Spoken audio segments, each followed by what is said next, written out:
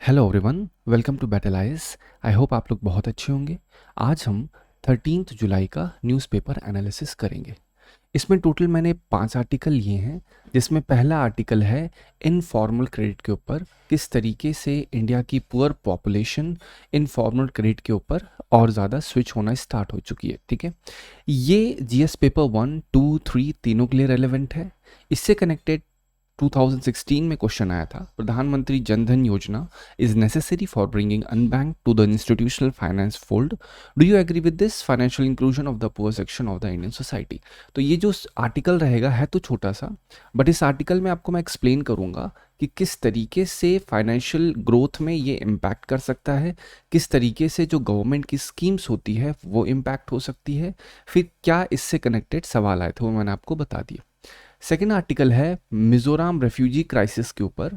ये GS paper 3 के लिए रेलेवेंट है। इससे कनेक्टेड जीएस पेपर 2 2021 में भी सवाल आया था। ये जो क्राइसिस है ये जीएस पेपर 2 के लिए भी रेलेवेंट है। Refugee should not be turn back to the country where they would face persecution और human right violation. Examine the statement with reference to ethical dimensions being violated by the nation claiming to be democratic with open society। ये इसको GS paper 3 कर लीजिएगा। ठीक है, GS paper 3 में जो international relations के नीचे का टॉपिक होते हैं, जहाँ पे इंटरनल सिक्योरिटी से कनेक्टेड चीज़ें होती हैं, वहाँ पे ये रेलेवेंट है।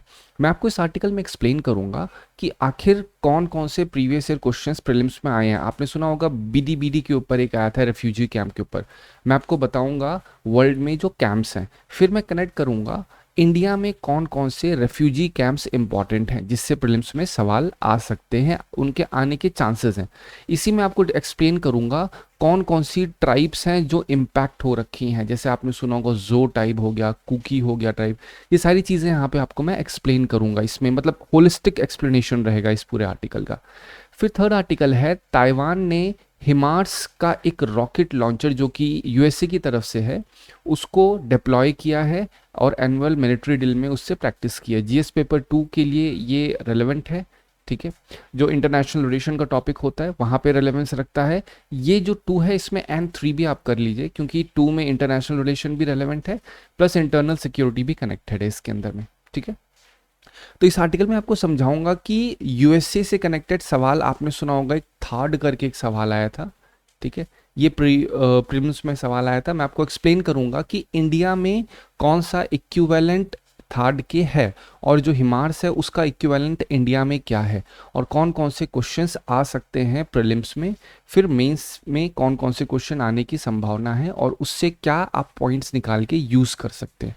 मैंने हमेशा कहा है मेरा मेन ऑब्जेक्टिव ये है कि मैं आपको कंप्लीटली जो प्रीवियस ईयर क्वेश्चंस हैं और जो सिलेबस है उस पर स्टिक रखूं। मैं आपको जर्नलिस्ट नहीं बना रहा हूं।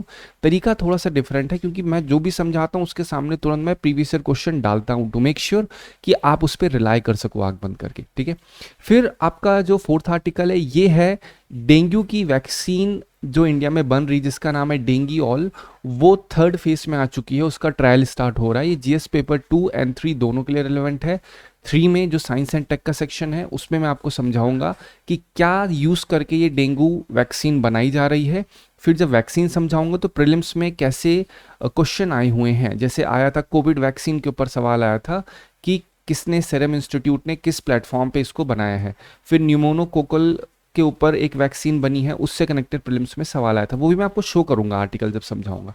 ठीक है, उससे कनेक्टेड जीएस पेपर 3 में क्वेश्चन आया था what is the basic principle behind vaccine development. जो यहाँ पे जीएस पेपर 2 है वो हेल्थ सेक्शन के लिए रेलेवेंट है। ठीक है, तो आपको इंटरकनेक्ट करना है। तो what are the basic principle behind vaccine development, how do vaccine work, what approaches were adopted by Indian vaccine manufacturer to produce COVID vaccine. तो अब तो कोविड वैक्सीन का पॉइंट नहीं है, तो ये पूछा जा सकता है कि डेंगू वैक्सीन बनाने में क्या तरीका इस्तेमाल किया है, तो मैं आपको एक्सप्लेन करूंगा। तो ना केवल प्रीलिम्स के लिए वो रेलेवेंट होगा बल्कि मेंस के लिए भी रेलेवेंट होगा। मैं इस फॉर्म में आपको प्रोवाइड करूंगा वो जो आर्टिकल होगा कि आप उसको एज इट इज आंसर में फ्रेम कर सकें। ठीक है, मेन ऑब्जेक्टिव यही होना चाहिए।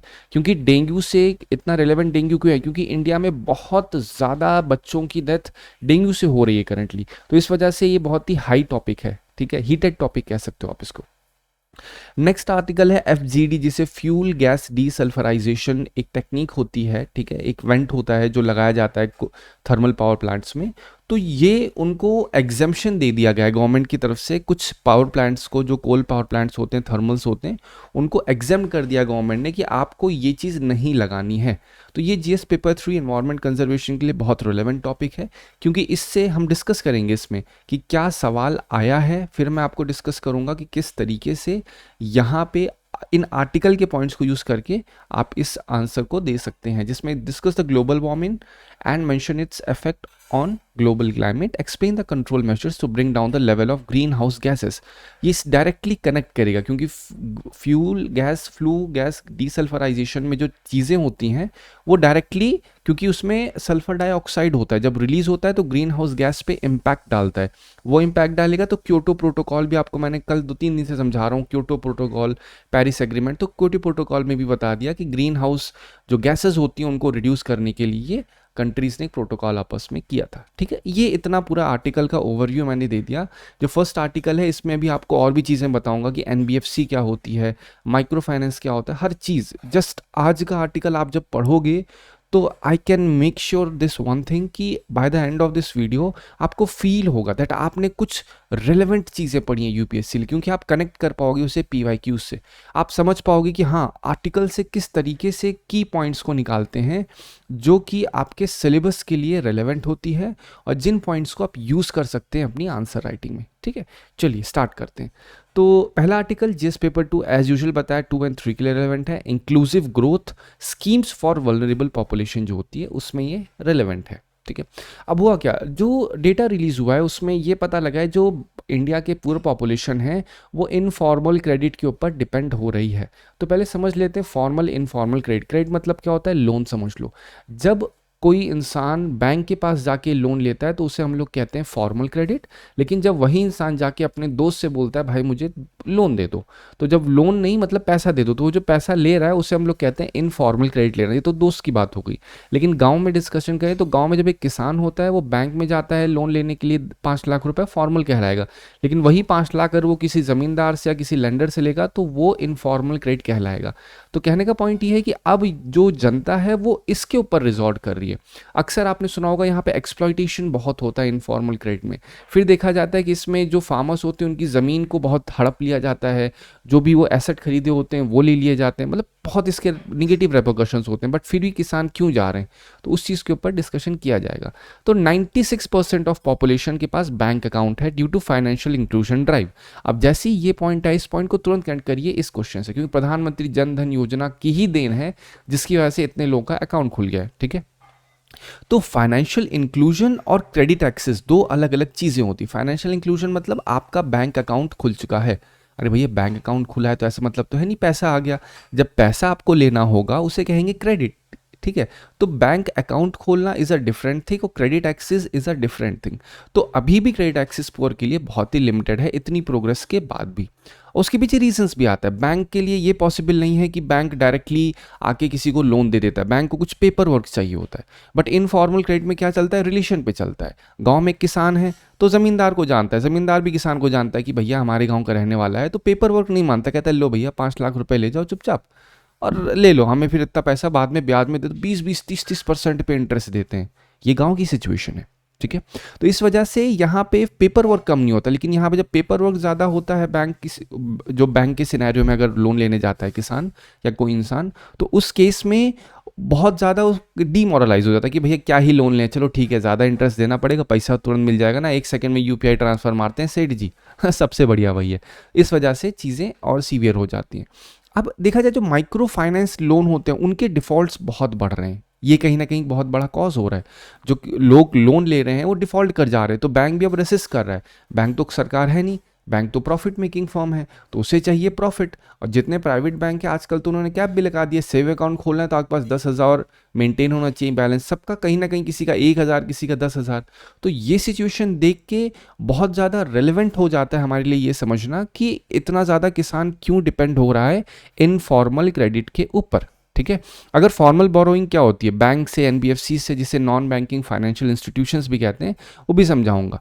ठीक है, तो जो फॉर्मल बोरोइंग होती है, जो लोग 1 से 2 लाख पर ईयर कर रहे हैं, तो वो लोग अब 4.2% से कम हो चुकी है जो फॉर्मल बोरोइंग करते थे लोग, जिनकी इतनी इनकम सैलरी होती थी, उन्होंने अब कम कर दिया 2018 से 23 के बीच में, और इनफॉर्मल बोरोइंग 5.8% बढ़ चुकी है। ठीक है, क्योंकि जो इंक्लूजन, जो फाइनेंशियल इंक्लूजन, जो प्रधानमंत्री जनधन योजना की बात है, वो लिमिटेड है केवल डिपॉजिट अकाउंट के लिए। गवर्नमेंट का भाई साहब आप जीरो अकाउंट बैलेंस खुलवाओ, अब जीरो खुलवाओगे तो 10 रुपए, 50 रुपए, 500 रुपए लोग डाल सकते हैं, that is what deposit account means, but credit account नहीं बोल सकते हैं उसको। ठीक है, तो अभी भी जो हाउस होल्ड हैं बॉटम पिरामिड पे बहुत ही डिपेंड करते हैं नॉन इंस्टीट्यूशनल लोन के ऊपर। तो ये पूरा इस आर्टिकल का एक्सप्लेनेशन था। ठीक है, यहाँ पे अगर मैं यहीं पे रोक दूंगा आर्टिकल को, दैट मीन्स कि हाँ बस खत्म बात, लेकिन इसका एक स्टेप फर्दर लेके चलते हैं हम। ठीक है, अगेन यहाँ पे मैंने आपको दिखा दिया है, ये सिलेबस है जीएस पेपर 3, जीएस पेपर 2। अगर जीएस पेपर 3 का आप देखोगे तो यहाँ पे inclusive growth and issues arising from it. तो जब आपसे कभी क्वेश्चन पूछा जाए इंक्लूसिव इश्यूज क्या क्या हैं, तो इश्यूज में आप बोल सकते हो जो स्ट्रिंजेंट प्रोविजंस होते हैं या स्ट्रिंजेंट जो पेपर वर्क होते हैं, वो भी कहीं ना कहीं एक इंक्लूसिव ग्रोथ मतलब क्या आता है? इंक्लूसिव ग्रोथ का मतलब ये नहीं है कि केवल मैन वुमेन सबको एक अपॉर्चुनिटी मिल जाए। इंक्लूसिव ग्रोथ का मतलब है हर एक इंसान को regardless of gender, caste, religion, ठीक है, किसी भी उसका इकोनॉमिक सिचुएशन हो, उसको इंक्लूजन मिले। और इंक्लूजन इज ऑलवेज इकोनॉमिक्स। ठीक है, it is never seen from the perspective of हाँ भैया चलो इस इंसान को कैसे ट्रीट करना है, वो सब तो एक सेकेंडरी होता है, लेकिन इंक्लूसिव का मतलब है इकोनॉमिक्स की सेंस में कि हर एक के पास एक इक्वल अपॉर्चुनिटी होनी चाहिए इकोनॉमिक्स में भाग लेने की। तो वहाँ पे बैंक सीधा सीधा कनेक्ट करता है। और जो जीएस पेपर 2 है, वहाँ पे अगर आप ये ध्यान से पढ़ोगे, गवर्नमेंट पॉलिसीज एंड इंटरवेंशंस, ये issues arising from it, that design and implementation. तो वहाँ पे आप डिज़ाइन एंड इम्प्लीमेंटेशन में ही डाल सकते हो कि जो प्रधानमंत्री जनधन योजना थी उसका मेन फोकस था डिपॉजिट अकाउंट खुलवाना, ना कि क्रेडिट एक्सेस करना। ठीक है, तो इसमें क्या सोल्यूशन हो सकता था? सोल्यूशन ये हो सकता था कि गवर्नमेंट ऐसे प्रोविजंस भी बनाए कि पेपर वर्क डिजिटल हो सभी लोगों के। ऑल्दो गवर्नमेंट उस डायरेक्शन में काम कर रही है, तो जब डिजिटल पेपर वर्क होगा तो इन किसानों के लिए आसान हो जाएगा लोन को एक्सेस करना। ठीक है, वेलफेयर स्कीम्स में भी आप डाल सकते हो, वल्नरेबल पॉपुलेशन के लिए ही बनाई गई थी ये प्रधानमंत्री जनधन योजना। तो इस तरीके से आप कनेक्ट कर सकते हैं पेपर को। जो भी चीज़ें आर्टिकल में समझाऊंगा, अगर वहाँ मैंने जीएस पेपर 2 या 3 लिखा हुआ है तो आप आके यहाँ कनेक्ट करके पढ़ सकते हैं उसको।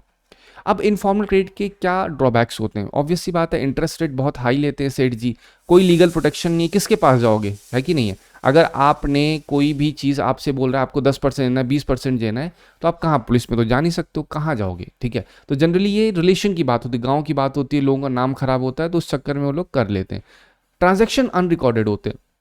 अब जो फार्मर्स होते हैं वो अनएजुकेटेड होते हैं, इस वजह से सेठ जी ने बोला हाँ कल तुम्हारा ये चक्रवृद्धि ब्याज लगा था, कंपाउंड इंटरेस्ट लगा था, बढ़ के ये इतना हो चुका है, दिन का तुम्हें हिसाब। अब इतना कोई हिसाब करता ही नहीं है, कैसे समझ पाएगा किसान? इस वजह से रिकॉर्डेड ट्रांजैक्शन एकदम अनरिकॉर्डेड होते हैं। अब यूपीएससी प्रीलिम्स 2010 में सवाल आया था, with reference to non banking financial companies consider the following statement. They cannot engage in acquisition of securities issued by government. पहला statement, they cannot accept demand deposit like saving account. अब अगर ये चीज़ देखोगे ध्यान से, इसमें कौन सा स्टेटमेंट सही है? तो ये चीज़ सही है कि they can not accept demand deposits like saving account. जो एनबीएफसीज होते हैं वो सेविंग, अभी मैं आपको समझाऊंगा एनबीएफसीज भी क्या होते हैं, लेकिन एनबीएफसीज सेविंग अकाउंट नहीं ओपन कर सकते हैं। लेकिन एनबीएफसी जैसे लिखा हुआ ये कंपनी है, तो कंपनीज क्या सिक्योरिटीज़ जो गवर्नमेंट इशू करती है उसको नहीं एक्वायर कर सकते हैं? बिल्कुल एक्वायर कर सकते हैं। तो ये स्टेटमेंट गलत हो गया, इसका बी ठीक है। ठीक है, अब चलो एनबीएफसी के ऊपर सवाल आया तो हमारे लिए एक और जिम्मेदारी बन जाती है कि हम एनबीएफसी को भी समझें, उससे कनेक्टेड चीज़ को भी समझें। तो यहाँ पे मैंने आपको डिफरेंस बता दिया। एनबीएफसी क्या है? एनबीएफसी कंपनीज एक्ट 2003 के अंतर्गत इसको बनाया जाता है। आरबीआई इसको थोड़ा बहुत रेगुलेट करता है, ठीक है, लेकिन जो स्मॉल फाइनेंस बैंक होता है इसको आरबीआई प्रॉपरली रेगुलेट करता है, समझ लो, मतलब जितना रेगुलेशन आरबीआई इस पे नहीं करता उससे कई ज़्यादा गुना रेगुलेशन स्मॉल फाइनेंस बैंक में होता है। Can not accept demand deposit, वही सेम क्वेश्चन देखिए, मैंने इसीलिए एग्जैक्टली यहाँ पे लिखा है। ये जो स्मॉल फाइनेंस बैंक होते हैं, क्वेश्चन ऐसे डाल सकते हैं, can small finance bank accept demand deposit? Answer is yes. इनकी बैंकिंग सर्विसेज, अब नॉन बैंकिंग मतलब वर्ड में ही आ रहे हैं, बैंक नहीं है ये, नॉन बैंकिंग फाइनेंस कंपनीज तो करती क्या है, मतलब ये लैंडिंग एक्टिविटीज़ करती हैं, इन्वेस्टमेंट एक्टिविटीज़ करती हैं, लेकिन ये फुल बैंकिंग सर्विसेज करते हैं। इनके टारगेट कस्टमर्स जो होते हैं वो सेक्टर्स होते हैं, ठीक है, कुछ स्पेसिफिक सेक्टर्स होंगे, कुछ स्पेसिफिक टाइप के लोन देंगे। जैसे आपने सुना महिंद्राज लोन, तो वो किसको दे रहे हैं? कार को फाइनेंस कर रहे हैं। फिर आपने सुना बजाज फाइनेंस, वो किसी, मतलब वो टारगेट करते हैं कि हमें किसको लोन देना है। तो नॉन बैंकिंग फाइनेंशियल कंपनीज, मान लो अगर है, बजाज मान ले, तो वो किसी बैंक के साथ कनेक्ट करेंगे अपने आप को, या फिर इंडिपेंडेंट तरीके से उनके पास इतना कैप होगा तब वो लोन लेंड करेंगे, वो अपना इंटरेस्ट रेट लगाएंगे।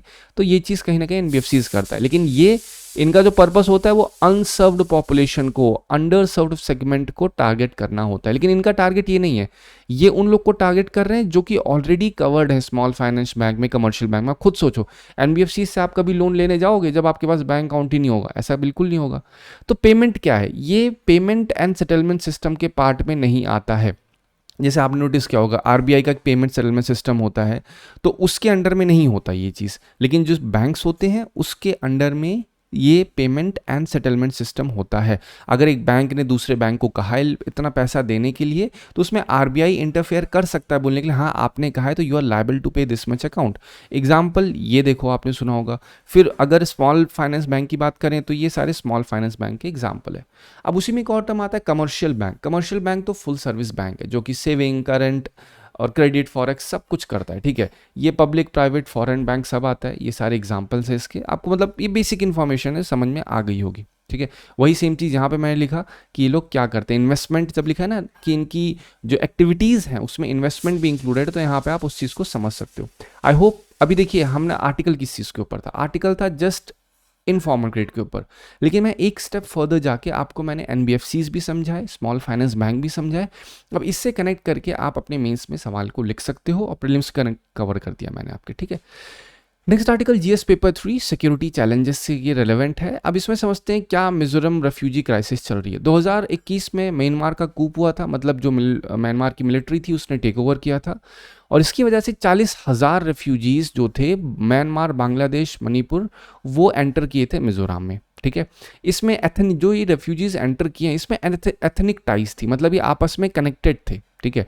वहाँ पे जो ट्राइब्स रह रही हैं, मिजोस, चिन्स, तो वो सारे के सारे इंटरकनेक्टेड। जैसे बोलते हैं ना कि अगर आप लेट्स से, अक्सर ये होता है मतलब सोसाइटी में, अगर कोई एक इंसान लेट्स से हिंदू है, या लेट्स से कोई इंसान एक पर्टिकुलर कास्ट का है, तो अगर वो इंसान भले दूसरी कंट्री में रह रहा हो, लेकिन जब दूसरे में जाता है तो उसको ऐसे रेसिस्ट नहीं करते हैं। तो वही सेम चीज़ यहाँ पे भी, ये जो रेफ्यूजीज आए हैं ये लोग एक पर्टिकुलर ट्राइब का हिस्सा है, और वो ट्राइब यहाँ पे भी रह रही है, तो इन लोगों ने बहुत ज़्यादा इनको रेसिस्ट नहीं किया है। लेकिन रिसेंट अगर 4,000 चिन रेफ्यूजीज भी एंटर हुए हैं, जिसकी वजह से बोलते हैं ना थोड़ा बहुत क्लैशेस स्टार्ट हुआ था, स्टार्ट भी हो चुका है ऑल्दो, बट स्टिल ये जो चीज़ें हो रही हैं इसके रेफरेंस में क्या है मैं वो बताता हूँ आपको। जो मिजोरम की लोकल सिविल सोसाइटी, ऑलरेडी आपको बता दिया कि इन्होंने इनिशियली सपोर्ट किया रेफ्यूजीज़ को, बट अब थोड़ा बहुत इम्पैक्ट पड़ रहा है। भले ही वो साथ के हैं भाई भाई, लेकिन अब ये हो रहा है रिसोर्स स्ट्रेन हो रहा है। 40,000 रेफ्यूजी हैं तो समझ लो ये एक्स ट्राइब के, एक्स ट्राइब पहले इंडिया में रह रही है, और जो रेफ्यूजी हैं ये भी एक्स के हैं। तो उन्होंने कहा हाँ भाई चलो ठीक है, लेकिन ये एक्स जो जगह है मिजोरम, इसमें तो रिसोर्सेज लिमिटेड है, वही चीज़ मैंने आपको बताई। और जब रिसोर्स लिमिटेड है तो जब ये एक्स्ट्रा लोग आएंगे तो यहाँ पे रिसोर्सेज के ऊपर और ज़्यादा स्ट्रेन पड़ेगा, नहीं पड़ेगा? और जब स्ट्रेन पड़ेगा तो उससे क्या होगा? स्ट्रेन पड़ने की वजह से यहाँ पे जो आपस में टसल और ज़्यादा बढ़ जाएगा, जो कि एक क्राइसिस क्रिएट कर सकता है। कहाँ पे?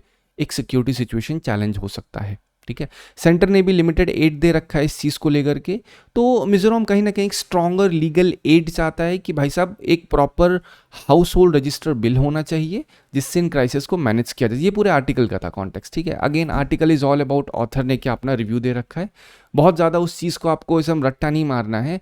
पॉइंट ये है कि आप अपने प्रीलिम्स या मेंस के पर्सपेक्टिव से क्या चीज़ें निकाल पा रहे हैं। मैं आपको आज एक्सप्लेन करूंगा, मतलब आई विल मेक श्योर कि आपको डेफिनेटली समझ में आ ही जाएगा कि किस तरीके से प्रीलिम्स और मेंस में सवाल उठता है, ठीक है। अब इसमें ट्राइब्स कौन कौन सी इन्वॉल्व हैं, ये प्रीलिम्स के रिलेवेंट है।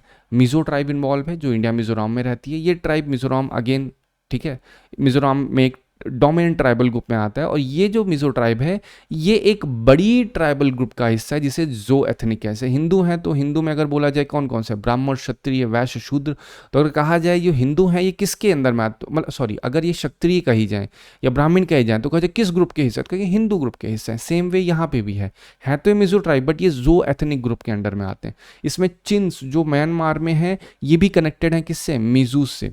कुकीज़ो जो है वो भी कॉमन एंसेस्टर शेयर करते हैं मीजूज एंड चिन के साथ, ठीक है, जो आपने एथनिक वायलेंस देखा था मणिपुर में। फिर बॉम जो है वो माइनॉरिटी ट्राइब है, कहाँ पे, चिटगोंग हिल ट्रैक्ट में, ठीक है। उन्होंने भी मतलब वो भागे थे परसिक्यूशन से अपने आप को बचाने के लिए। ये सारे के सारे बिलोंग किससे कर रहे हैं, वही चीज़ बताइए, जो ग्रेटर जो एथनिक ग्रुप है उसका हिस्सा आ रहा है, जो इंडिया, म्यांमार, बांग्लादेश में फैले हुए हैं। ठीक है, तो आपको पता होना चाहिए क्वेश्चन कैसे पूछ सकता है कि चिन ट्राइब कहाँ से, बॉन ट्राइब्स, मिजोस, तो ऑब्वियसली यूपीएससी कभी नहीं पूछेगा कि मिजोस पूछे, हाँ मिजो मतलब मिजोरम स्माइल देके आप बोलोगे, ऐसा नहीं होने जा रहा है। ठीक है, तो आप इसको लिख सकते हो अपने पास। अब लोकल रिस्पांस आपको ऑलरेडी बताया, सपोर्ट था इनिशियली, एथनिक बॉन्डिंग की वजह से सपोर्ट कर रहे थे, लेकिन अब रिसोर्सेज पे स्ट्रेन पड़ा है, तो अब धीरे धीरे वो चीज़ इम्पैक्ट करना स्टार्ट हो चुकी है। क्या कंसर्न्स थे, रिसोर्स, सिक्योरिटी, डेमोग्राफिक चेंज होना भी कहीं ना कहीं अब एक ऑब्वियस कॉज हो चुका है, कॉज ऑफ कंसर्न हो चुका है। ठीक है, अब देखते हैं कैसे टैकल करते हैं रेफ्यूजी क्राइसिस को। टैकल करने का पहला है कि एक प्रॉपर पॉलिसी होनी चाहिए, बेटर सेंटर स्टेट कोऑर्डिनेशन होनी चाहिए। मिजोरम में आ रहा है तो सेंटर की तरफ से एक प्रॉपर गाइडलाइन भी होनी चाहिए। ठीक है, ये एक बहुत ज़रूरी चीज़ है जिससे फंडिंग सस्टेन रहे, ये ना हो कि स्टेट के ऊपर सारी रिस्पॉन्सिबिलिटी आ चुकी है और सेंटर की तरफ से कुछ नहीं है। जो बॉर्डर कंट्रोल है उसको और ज़्यादा स्ट्रेंथन करना चाहिए, जिससे ह्यूमैनिटेरियन एड भी, ये नहीं होना चाहिए क्योंकि हम India is a diverse country, हम ये नहीं बोल सकते कि नहीं जो आया उसको मार के हम बाहर कर देंगे। हम एक बड़ी यूएन काउंसिल का हिस्सा भी हैं, ह्यूमन राइट काउंसिल का भी हिस्सा है, तो वहाँ पे ये चीज़ मॉनिटर करते हैं कि जो रेफ्यूजीज़ आ रहे हैं उसमें रिएक्शन क्या हो रहा है कंट्री से। अगर हम लोग बहुत ही वायलेंट रिएक्शन देंगे तो वो हमारी इंटरनेशनल इमेज ख़राब करेगा, तो हमें ह्यूमैनिटेरियन असिस्टेंस एड भी देना चाहिए, साथ ही साथ मेक श्योर करना चाहिए ये लोकल पॉपुलेशन पे इम्पैक्ट ना करे। डेजिग्नेटेड कैंप बनना चाहिए जिससे सपोर्ट दिया जा सके एनजीओज और United nation human right council के द्वारा। ठीक है, जो रेफ्यूजीज आते हैं उनको मॉनिटर और उनको रजिस्टर करना बहुत ज़्यादा ज़रूरी है प्रॉपर डॉक्यूमेंटेशन के साथ। अब देखते हैं यूपीएससी 2022 में सवाल क्या था। Consider the following statement, BDBD is a large refugee settlement in north western Kenya. अब अगेन यहाँ पे मैंने दिया है ये युगांडा में है, नॉर्थ वेस्टर्न केनिया में नहीं है। ठीक है, मैं जब PYQ सीरीज लाऊंगा, मैपिंग लाऊंगा, तो वहाँ पे आपको एक्सप्लेन करूंगा कि आखिर किस तरीके से आपको समझना है चीज़ों को, समझ रहे। Some people who fled from South Sudan civil war live in BDBD। Again ये एक बहुत ही ब्रॉड टर्म हो जाता है यूपीएससी में। कुछ लोग जो साउथ सूडान से गए हैं BDBD, मतलब क्या कुछ लोग नहीं होंगे, कुछ लोग तो एक भी हो सकते हैं, दो भी हो सकते हैं, तो इसके चांसेस बन जाते हैं सही होने के। ठीक है, some people who fled from civil war in Somalia live in Dadaab refugee complex in Kenya. ठीक है, तो ये भी सही है क्योंकि कुछ लोग, हमेशा जब भी बात कर रहे हैं अगर बोले none of the people who fled from Sudan civil war live in, तो ये गलत हो जाएगा, लेकिन सम बोले हैं तो सम की पॉसिबिलिटी हो सकती है ना, ये भी लिख सकते हैं some people who fled from South Sudan live in America, तब भी सही होने के चांसेस हैं, बिकॉज इसकी कोई मॉनिटरिंग नहीं होती है ना। व्हाट इफ डंकी रूट से कोई चला गया हो वहाँ पे, तो यूपीएससी कभी ऐसा स्टेटमेंट नहीं देगा जिसको लेके कॉन्ट्रडिक्शन आ जाए।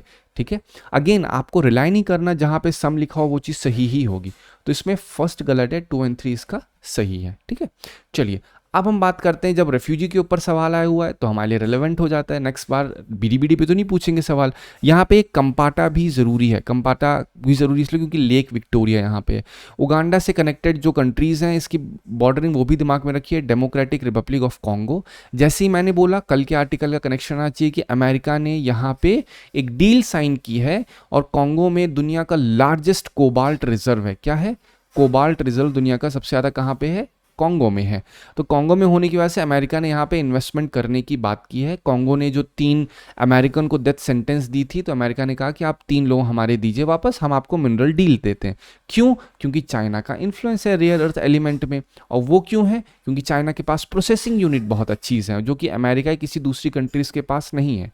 क्यों चाइना के पास प्रोसेसिंग यूनिट अच्छी? क्योंकि चाइनाज ने अर्ली 20वीं सेंचुरी 1920 से ही इन्वेस्टमेंट चालू कर दिया। ये सारे रीजंस हैं कि आज की जियोपॉलिटिकल सिचुएशन इम्पैक्टेंट है।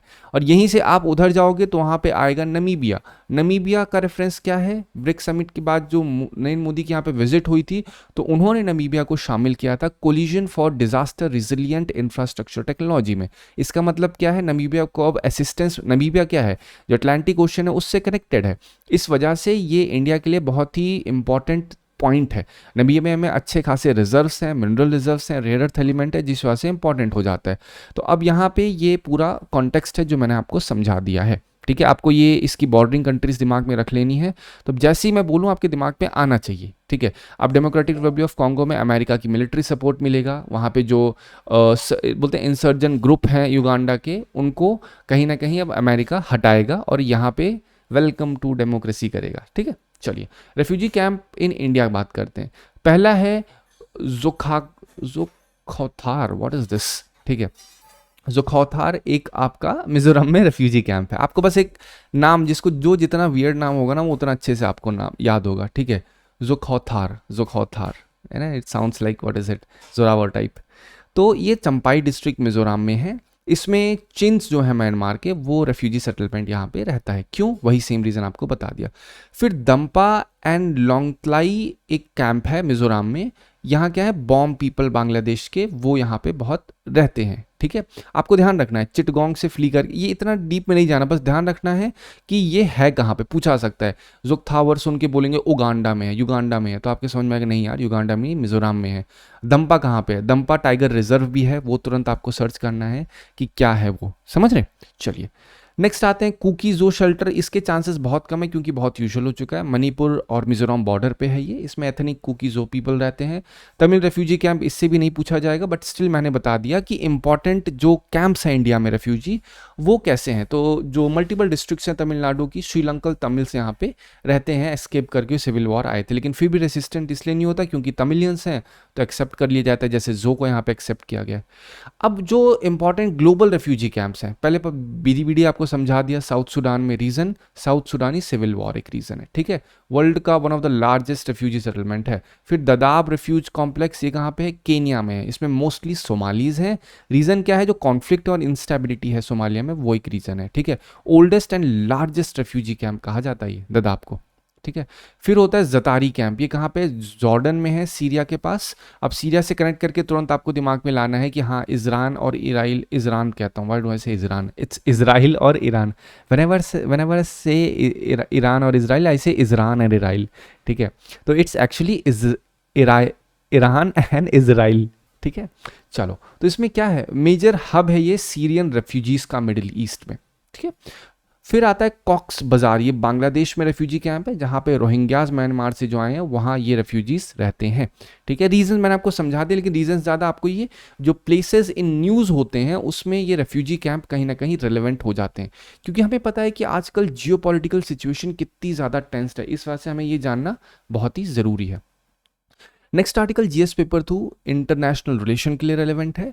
इसमें क्या है, ताइवान ने हिमार्स जो एक उनका बोलते हैं ना एनुअल मिलिट्री ड्रिल की है, उसके अंदर हिमार्स एक रॉकेट लॉन्चर है जिसे हम लोग कहते हैं high mobility artillery rocket system. इसका मतलब क्या है?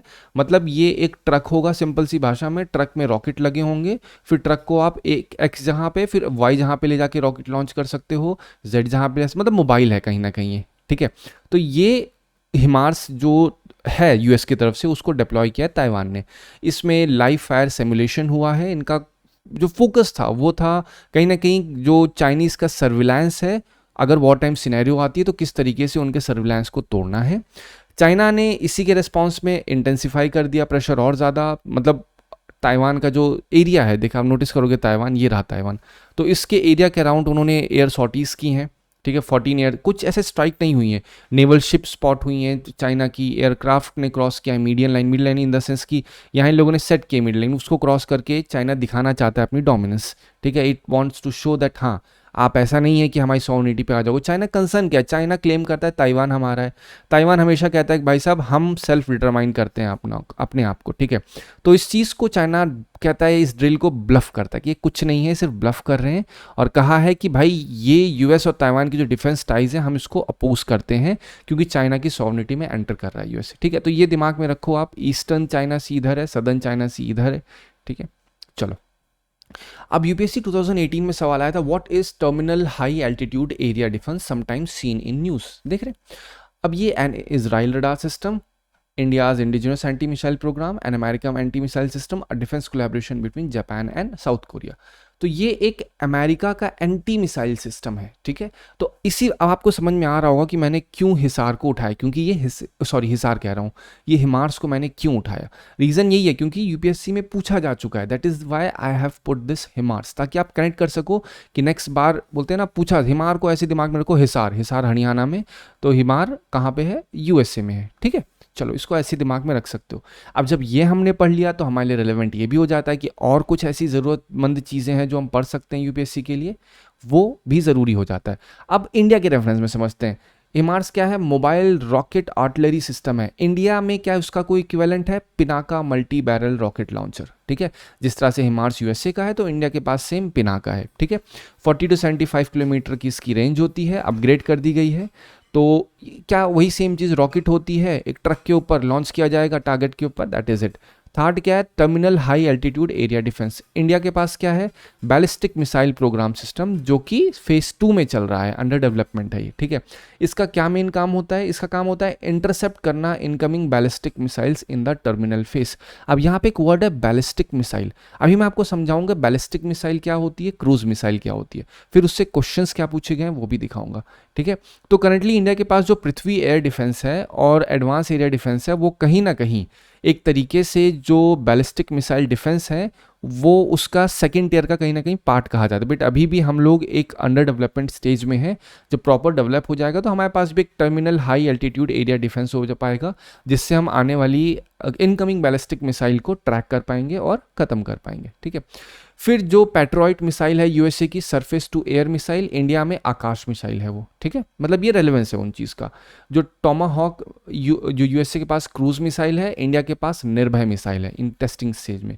फिर S-400 जो हमने ऑलरेडी एक्वायर कर लिया है, ठीक है। S-400 का आपने देखा होगा कि इस बार जो इंडिया पाकिस्तान में हुआ था टसल, उसमें किस तरीके से उसने काम किया था, समझिए। यूपीएससी 2023 में प्रीलिम्स में सवाल आया था, consider the following statement, ballistic missiles are jet propelled at subsonic speed throughout their flight while cruise missile are rocket powered only in the initial phase of flight. Agni 5 is a medium range supersonic cruise missile while BrahMos is a solid fuel intercontinental ballistic missile. अब देखिए, एक चीज़ हमेशा होती है कि UPSC अक्सर क्या करता है, परफेक्टली राइट बनाएगा या तो परफेक्टली रॉन्ग बनाएगा, ठीक है। तो अक्सर क्या करते हैं कि अगर दो वर्ड दिए हैं, दो वर्ड मतलब टू नाउन्स अगर दिए हैं, तो नाउन मतलब अग्नि 5 एक नाउन है, ब्रह्मोस एक नाउन है, तो जो फर्स्ट नाउन होता है उस नाउन की जो फीचर्स होते हैं वो रिप्लेस कर दिए जाते हैं सेकंड नाउन के फीचर के साथ, और सेकंड नाउन के फीचर को फर्स्ट नाउन के साथ कर दिया जाता है। मैं नाउन इसलिए बोल रहा हूँ क्योंकि आपके दिमाग में रहे, अभी तो अग्नि लिखा है, कल को कुछ और लिखा हो सकता है, तो वहाँ पे आपके दिमाग में आना चाहिए। और आई एम नॉट सेइंग ये hard and fast rocket science है, these are one of the you can say tips और ट्रिक, जो मैं आपको पीवाईक्यू की सीरीज में समझाऊंगा कैसे आप ग्रामर का यूज़ करके समझ सकते हैं। तो कभी भी अगर कोई क्वेश्चन सॉल्व कर रहे हैं उस पर आप फोकस करो, लिखा है ना वाइल, दो नाउन्स हैं जो कि आपस में कंपैरिजन हो रहा है दो चीज़ों का, मैं नाउन इसीलिए बोल रहा हूँ, कोई भी कंपैरिजन हो सकता है, तो उस कंपैरिजन पहला नोटिस करिए कहीं रिप्लेस तो नहीं किया गया है। बेसिक नॉलेज तो ऑब्वियसली होनी चाहिए आपके पास, तो ये रिप्लेस किया हुआ है तो ये गलत हो जाएगा। Ballistic missiles are jet propelled subsonic नहीं, ये सुपरसोनिक होती हैं, तो इसका दोनों गलत हैं ये, ठीक है। अब जब ये 23 में आया, अभी 2 साल पहले आया, तो हमारे लिए रेलेवेंट हो जाता है कि हम समझें कि बैलिस्टिक मिसाइल एक्चुअली क्या होती है। अब बैलिस्टिक मिसाइल को अगर हम समझाएं आपको सिंपल सी भाषा में, आप लेमन टर्म में समझाता हूँ। मान लो आपके पास एक बैलून है, बैलून को आपने ऊपर उठा के फेंका, तो बैलून जैसे ही ऊपर ऊपर ऊपर जाएगा, उसके बाद बैलून किस जहाँ पे गिरेगा, can you decide? My simple question, क्या आप डिसाइड कर सकते हैं कहाँ गिरेगा? Answer is no. तो बैलिस्टिक मिसाइल भी उसी तरीके से एक बार इस एक्स पॉइंट से छोड़ी जाएगी, उसके बाद इसकी ट्रैजेक्टरी एकदम कर्वी होती है, इसे बोलते हैं ना कर्व। क्या होता है? ये स्ट्रेट लाइन है, कर्व क्या है? ये कर्व है। तो ये इस कर्व में जाती है। हम एक पॉइंट डिसाइड करते हैं, एक्स पॉइंट से बोलेंगे वाई पॉइंट पे गिरना है, ठीक है। तो अब वाई पॉइंट पे हमारा एक टारगेट है, अगर तो हमने ये चीज़ लॉन्च कर दी है बैलिस्टिक मिसाइल, तो जा रही होती है, ऊपर जाएगी एकदम सुपरसोनिक स्पीड में और जा करके ये अपने टारगेट पे गिर जाती है। अगर इन मिड एयर है, अगर इन्हें चेंज करना हो, नहीं भैया हमें वाई टारगेट नहीं गिराना है, टारगेट मूव करके जेड पे जा चुका है, तब क्या हम कर सकते हैं? Answer is no. मतलब एक बार बस छोड़ो, भूल जाओ, इसलिए आपको कहा जाए throw it and forget it, मारो और भूल जाओ। ये है बैलिस्टिक मिसाइल, कहीं ना कहीं आपको याद होना चाहिए। तो ये एक बहुत ही बोलते हैं ना high of curved path follow करती है। मतलब ये सुपरसोनिक स्पीड, आपको लग रहा होगा कि भैया जब ये इतने हाई स्पीड में जाती है, ऊपर होती है, तो ये ट्रैक भी तो की जा सकती है। तो रियलिटी से ट्रैक की जा सकती है, बट जब तक ट्रैक करोगे तो ये सुपरसोनिक स्पीड में भैया, जब तक ट्रैक करोगे, आप अपना मिसाइल लॉन्च करोगे, तब तक ये टारगेट को बाहर निकल जाएगी। और सुपरसोनिक मतलब साउंड से भी ज़्यादा स्पीड में चलती है ये, ठीक है। और वहीं पे क्रूज मिसाइल ये सबसोनिक कहती है। ये बहुत ही इनिशियली बूस्ट, मतलब इतना होता है कि ये पता ही नहीं कर पाएगा कोई कितनी स्पीड में जा रही है। एक बार एकदम बूस्ट होगी, फिर फ्री फॉल होगा इसका, और फ्री फॉल इतना फास्ट होता है कि नो वन कैन ट्रेबल, बहुत मुश्किल होता है। तो इसका यूज़ कहाँ पे अक्सर किया जाता है? इसका यूज़ अक्सर किया जाएगा कहाँ पे? अगर कोई न्यूक्लियर साइट को टारगेट करना है, ऐसा टारगेट जो कि फिक्स हो, वहाँ पे यूज़ किया जा सकता है। क्या कोई मूविंग टारगेट को हम इस पर यूज़ कर सकते हैं? Answer is no. बहुत मुश्किल है उस चीज़ को टारगेट करना। It I am not saying hard and fast rule है, बट कोई क्यों ही करेगा? इतनी महंगी मिसाइल को हम ऐसे टारगेट पे भेजेंगे जो कि मूविंग है, ठीक है? तो फिक्स के लिए बहुत ज़्यादा ये मददगार साबित होती है। और ये इसका डिटेक्शन बहुत आसान होता है, मतलब इतनी स्पीड में आती है बोलते हैं, लेकिन डिटेक्ट करके कर क्या लोगे आप, ये बताओ? जब तक आंख झपकाओगे, जब तक आंखों के सामने आपके दिखेगा, तब तक बूम, एवरीथिंग इज गॉन। तो इसमें अग्नि सीरीज बैलिस्टिक मिसाइल है, और यहाँ पे क्या कहा है? अग्नि is a medium range cruise missile. देख लो, दिस इज बैलिस्टिक मिसाइल। और जो ब्रह्मोस और निर्भय है, दिस इज क्रूज मिसाइल। तो क्रूज मिसाइल क्या होती है? जब मैंने कहा कि ब्रह्मोस मिसाइल ऊपर जाके फ्री फॉल होती है, तो क्रूज मिसाइल इसका इन्वर्स होती है, एकदम रिवर्स। क्रूज मिसाइल अगर एक बार चलती है तो बहुत ही ग्राउंडेड पाथ होता है इसका, कर्व पाथ नहीं लेती है ये, तो ग्राउंडेड पाथ होता है और इसको कंट्रोल किया जा सकता है। इट्स नॉट लाइक ब्रह्मोस की एक बार छोड़ो फिर उसके बाद पता ही नहीं, कोई कंट्रोल नहीं कर सकते हो। इवन दो एक्स पॉइंट से वाई पॉइंट पे भेजी गई है और बीच में पता लगता है वाई पॉइंट मूव कर चुका है जेड पॉइंट पे, तो उस सिचुएशन में हम इसकी पोजीशन को राइट लेफ्ट चेंज कर सकते हैं। इन शॉर्ट आप रिमोट कंट्रोल कर सकते हो, ठीक है? लेकिन इसकी डिटेक्शन बहुत ही हार्डर होता है। इट्स नॉट एनी, क्योंकि लो लाइंग एल्टीट्यूड में फ्लाई करती है, it's like a bird fly कर रही है, ठीक है? तो ये पता नहीं चल पाता है। अगेन देखो, यहाँ से लॉन्च किया गया, ये ऊपर ऊपर ऊपर गई कहाँ पे? बैलिस्टिक मिसाइल है। लेकिन क्रूज मिसाइल इतने छोटे में जा रही, तो रडार भी डिटेक्ट नहीं कर पाएगा। रडार डिटेक्ट करेगा तो यहाँ पे पहाड़ आएंगे ना। आप सोचिए क्यों नहीं रडार डिटेक्ट कर पाता, आपको सोचना होगा। रडार अगर अपना डिटेक्शन यहाँ पे लगाएगा तो उसे तो हर चीज़ डिटेक्ट ही होती रहेगी, तो उसी का फायदा उठा के ये क्रूज मिसाइल चलती है। आई होप अब आपको समझ में आ गया। बैलिस्टिक मतलब बैलून, पता नहीं चलेगा। क्रूज मतलब क्या होता है कि लो ट्रैजेक्टरी होती है, पता नहीं चल पाता। सबसोनिक स्पीड, अब यहाँ पे थोड़ी आप थे कि एकदम 5वें गियर पे उड़ा दोगे सुपरसोनिक स्पीड में, यहाँ से फुल स्पीड में जाओगे तो टूट जाएगा सब, मामला बिगड़ जाएगा। तो सब सोनिक स्पीड में बोलो एकदम आराम आराम से, तो बोले जा रहे हैं हाँ भैया, बहुत हड़बड़ाओ नहीं, तो दिक्कत हो जाएगी। So this is what actually we mean by ballistic and cruise missile. I hope आपको ये समझ में आ गया होगा। नेक्स्ट आर्टिकल देखते हैं। जीएस पेपर 2 एंड 3 के लिए रिलेवेंट है, health and science and technology के लिए। तो डेंगू वैक्सीन का ट्रायल इंडिया में बिगन हो चुका है। आईसीएमआर एंड पेनिसिया बायोटेक ने इसका एक तरीके से ट्रेडमार्क लिया है, ठीक है? इसका 3rd फेज चल रहा है। इंडिया की फर्स्ट टेट्रावैलेंट डेंगू वैक्सीन बन रही है। अगेन ऐसे बोल सकते हैं बाय यूनिवैलेंट, बट ये टेट्रावैलेंट है। क्यों है वो आपको समझाऊंगा। उसे डेंगी ऑल कहा गया है। 8000 वॉलंटियर्स ने एनरोल किया है। वैक्सीन जो है ये डेंगू के वायरस होते हैं, इंडिया में ऐसे 4 डेंगू के वायरस होते हैं, उन चारों टाइप के जो वायरसेस को टारगेट करने के लिए वैक्सीन बनाई गई है, क्योंकि अभी तक कोई भी इंडिया में लाइसेंस्ड वैक्सीन नहीं है। और जो 75 to 80% केसेस हैं वो एसिम्टोमेटिक होते हैं, ठीक है? एसिम्टोमेटिक मतलब क्या होता है कि आपके अंदर इन्फेक्शन है लेकिन उसका सिम्टम आपको नहीं दिख रहा है, ठीक है? कोविड-19 में ये चीज़ बहुत हुई थी कि आपको है तो लेकिन दिख नहीं रहा है, दिखता रुक के है। तो चिल्ड्रंस इसके बहुत हाई रिस्क पे होते हैं, किसके? डेंगू पे। इससे डेंगू से होता क्या है? सीवियर इलनेस होती है, और कहीं ना कहीं ये चीज़ प्रॉब्लमेटिक हो जाती है ओवरऑल डेमोग्राफी के लिए, ठीक है?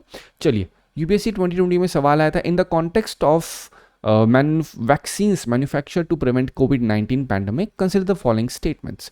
The Serum Institute of India produced COVID-19 vaccine named Covishield using mRNA vaccine, ठीक है? अब यहाँ पे सेम चीज़, वही नाउन का दिमाग लगाओ, ये एक नाउन है, ठीक है? नाउन क्या करता है? नाउन एक काम करता है, सब्जेक्ट प्लस वर्ब होता है, नहीं होता? यही सिंपल होता है। तो यहाँ समझो सब्जेक्ट क्या है? Noun plus work. तो अक्सर क्या होता है, जो नाउन होता है उसका वर्क अक्सर यूपीएससी चेंज करने की आदत है। जब मैं आपको सीरीज में समझाऊंगा तो एक एक चीज़ बताऊंगा। तो सेरम इंस्टीट्यूट वैक्सीन नेम्ड, तो इनका जो वर्क है ये इन्होंने चेंज कर दिया यहाँ पे यूपीएससी ने। लेकिन again hard and fast rule नहीं लगा सकते हो, 50-50 चलता है ये। आई एम नॉट सेइंग कि हाँ बस यही चल, लेकिन हाँ मैक्सिमम यूपीएससी इसी चीज़ को करता है। Sputnik vaccine is manufacture using vector based platform. मैं अगेन यहाँ पे वो चीज़ सही है, यहाँ पे वो चीज़ गलत है, ये चीज़ आपको विद प्रैक्टिस आएगी। Covaxin is inactivated pathogen based vaccine, तो ये तो गलत कर दिया है, तो 1 जहाँ जहाँ गलत कर दिया 2 और 3 इसका राइट हो जाएगा, ठीक है?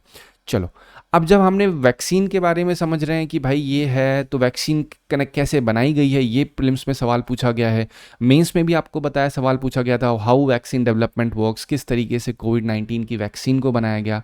तो जब ये सारी चीज़ें पूछी जा चुकी हैं तो अब हमें पता होना चाहिए कि डेंगी ऑल वैक्सीन कैसे मेड हुई है।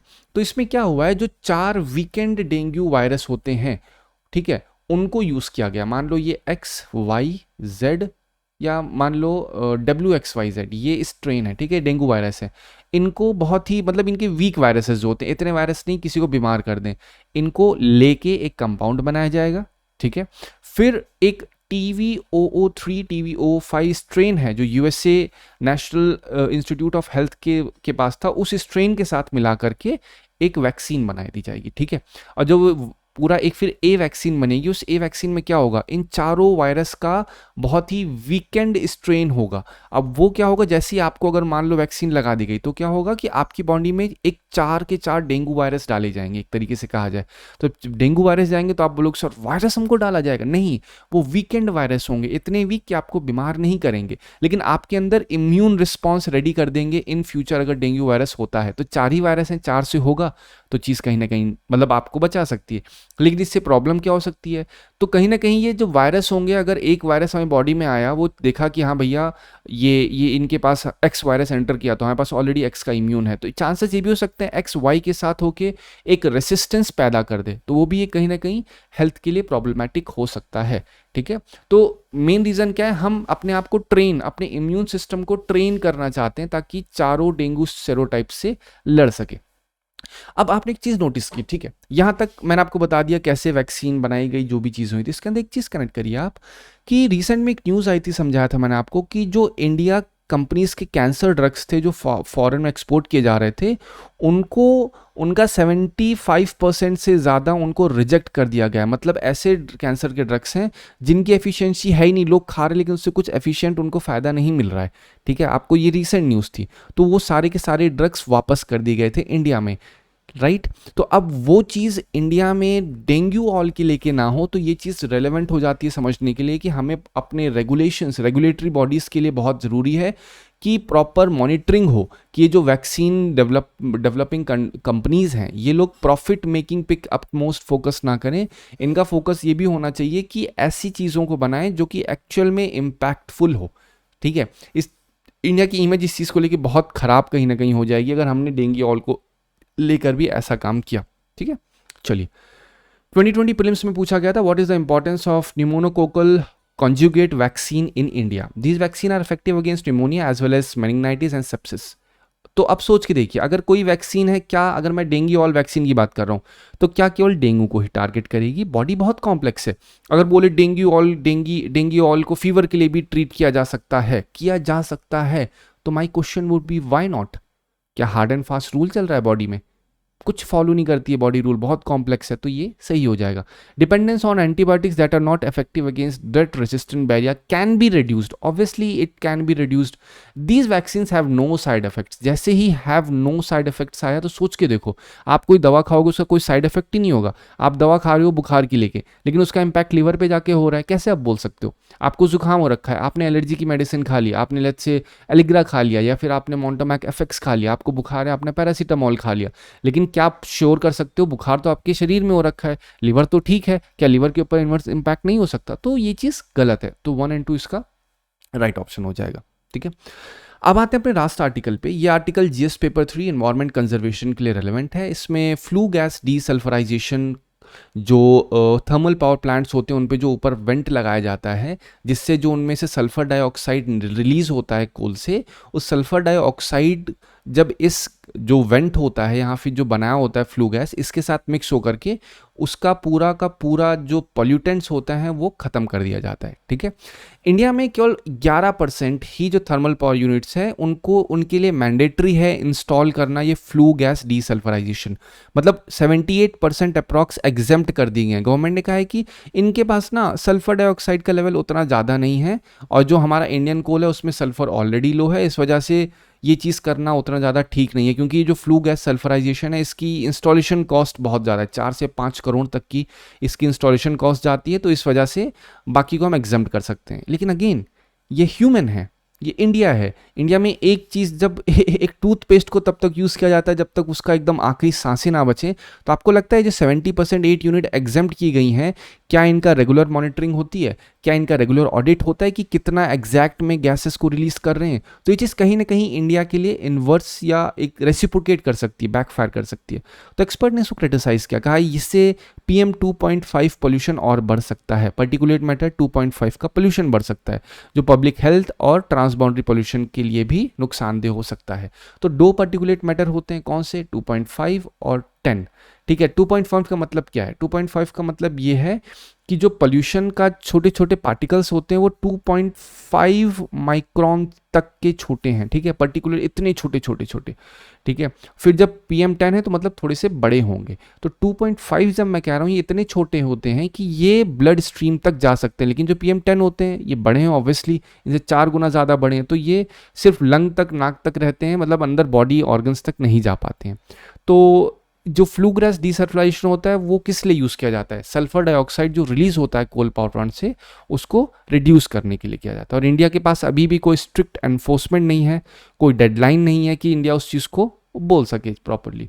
2022 में सवाल आया था, in the context of WHO air quality guidelines consider the following statement. The 24-hour mean of PM2.5 should not exceed 15 and mean of 2.5 should not exceed 5 milligram. In a year, the highest level of ozone pollution occurs during the period of inclement weather. PM can penetrate the lung barrier and enter the blood stream. ठीक है, ये PM10 है actually यहाँ पे, ठीक है वो।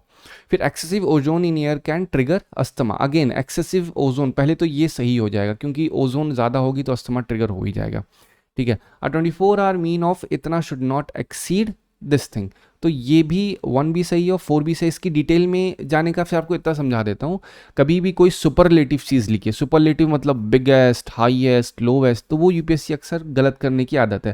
जैसे लिखा in the highest level of ozone occur in the period of inclement weather. Inclement weather मतलब होता है बहुत harsh weather, harsh weather, harsh बहुत रेन भी हो सकती है, हार्श बहुत स्टॉर्म भी हो सकता है, बहुत सन भी हो सकता है, कुछ भी, इट्स जस्ट हार्श। तो हार्श का क्या मतलब है? तो हार्श को अगर स्पेसिफाई नहीं किया जाएगा और कहा जाएगा highest level of ozone pollution उसमें होता है, तो ये गलत हो जाएगा, ठीक है। तो 1 and 4 is the right option. अब समझा देता हूँ आपको फ्लू गैस डीसल्फराइजेशन होता क्या। मान लो ये पावर प्लांट है थर्मल, ये एक पूरा एकदम इन्होंने मशीनरी खड़ी कर दी। अब ये क्या करेगा, यहाँ से ये पूरा सल्फर येलो येलो, अब एग्जाम्पल हाइपोथेटिकल सल्फर निकल रहा है, ठीक है, सल्फर आएगा यहाँ पे। ये जो आप पाइप देख रहे हो, इस पाइप के अंदर क्या होता है पता है? इसके अंदर इन लोगों ने CaCO4 को डाले होते हैं, जिसे हम लोग कहते हैं लाइमस्टोन। लाइमस्टोन जिसे कहते हैं, वो इस पाइप के अंदर अच्छे से स्प्रे कर दिया जाता है। तो जब सल्फर डाइऑक्साइड जो पॉल्यूटेंट्स है वो आके इससे मिलेगा, किससे मिलेगा? CaCO3 से जब मिलेगा तब ये पूरा कॉम्बिनेशन कन्वर्ट हो जाएगा जिप्सम में, जिसे CaSO4 कहते हैं। This is actually CaCO3 limestone का, ठीक है। तो तरीका यही है, सल्फर डाइऑक्साइड आएगा, यहाँ पे आपका CaCO3 होगा जिसे लाइम कहते हैं, वो कन्वर्ट, देखो अगेन आपको केमिस्ट्री में नहीं जाना है, केमिस्ट्री बैकग्राउंड नहीं भी है आपका, तब you don't have to go in detail. All you need to know is how this process is working. मैं आपको समझा दे रहा हूँ ताकि आप भूलो मत, समझ रहे हैं? ये ज़रूरी क्यों हो जाता है? क्योंकि अगर सल्फर डाइऑक्साइड बाहर निकलता है तो उससे कहीं ना कहीं PM2.5 पार्टिकल बनने के चांसेस बढ़ जाते हैं। सिंपल फॉर्मूला ही बता दिया है, ठीक है, ये इतना जानना आपके लिए इनफ है। गवर्नमेंट ने क्या किया वो भी आपको मैंने बता दिया, 78% को कर दिया, 11% को केवल रखा गया कि आपको करना है, 78% को हटा दिया गया, ठीक है। रीजंस गवर्नमेंट ने क्या कहे मैंने आपको, देखो एक तो आर्टिकल यहाँ पे एक्सप्लेन किया, ये एक ब्रॉड था, लेकिन अब यहाँ पे मैंने आपको 1 by 1 इसलिए किया ताकि आप यूज़ करके उसे लिख सको कि गवर्नमेंट ने क्या क्या रीजन साइट किए हैं। लो सल्फर कंटेंट जहाँ पे हो, हाई कॉस्ट होती है, मार्जिनल सल्फर डाइऑक्साइड का कंट्रीब्यूशन होता है, इस वजह से उसको हम एग्जेम्प्ट कर सकते हैं उन प्लांट्स को। क्रिटिसिज्म क्या है वो भी मैंने आपको समझा दिया कि एक्सपर्ट्स ने कहा इससे 2.5 बढ़ सकता है। फिर इंडिया को largest emitter of sulphur dioxide कहा गया है, इससे एनफोर्समेंट और वीक होने के चांसेस हैं, और जो डेडलाइंस होती हैं रेगुलेटरी बॉडीज़ की वो और ज़्यादा एक्सटेंड होंगी, और ज़्यादा उससे इम्पैक्ट होगा पॉल्यूशन कंट्रोल में, ठीक है। तो ये इसके प्रैक्टिस क्वेश्चन है मेंस के जो मैंने दिए हैं, आप इसको एक बार पढ़िए। इसका मॉडल आंसर आप टेलीग्राम से डाउनलोड कर सकते हैं। आई होप आपको वीडियो समझ में आई होगी। इफ़ एट ऑल आपको यूज़फुल लगा हो, आपको लग रहा हो ये आपके लिए बेनिफिशियल हो रहा है, तो आप इसको ज़रूर से ज़रूर प्रैक्टिस करिए। इसके PDF को आप एक बार दोबारा रिवाइज करिए। I am pretty much sure कि आपको चीज़ें बहुत ही अच्छे तरीके से समझ में आ जाएंगी, ठीक है। Thank you so much.